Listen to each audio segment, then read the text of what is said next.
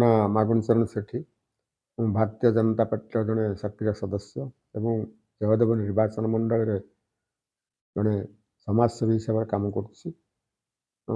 ଆଜିର ଏହି ନୂତନ ବର୍ଷ ଯେଉଁ 2026 ଆସୁଛି, ସେହି ଉପଲକ୍ଷେ ସମଗ୍ର ଭାରତବାସୀ ତଥା ଜୟଦେବ ନିର୍ବାଚନ ମଣ୍ଡଳ ସମସ୍ତ ଜନସାଧାରଣ, ମାତୃଶକ୍ତି, ଯୁବଶକ୍ତି, କୁନି କୁନି ପିଲାମାନଙ୍କୁ ମୋର ହାର୍ଦ୍ଦିକ ଅଭିନନ୍ଦନ ଜଣାଉଛି।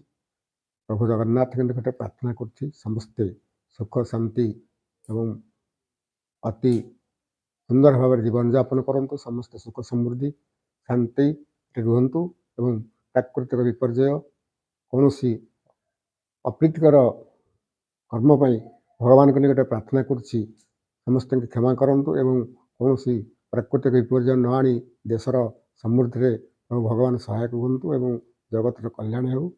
ସମସ୍ତଙ୍କ ପାଇଁ ମୁଁ ଆଜି ଏହି ମୋର ଅଭିନନ୍ଦନ ବାର୍ତ୍ତା ଜଣାଉଛି।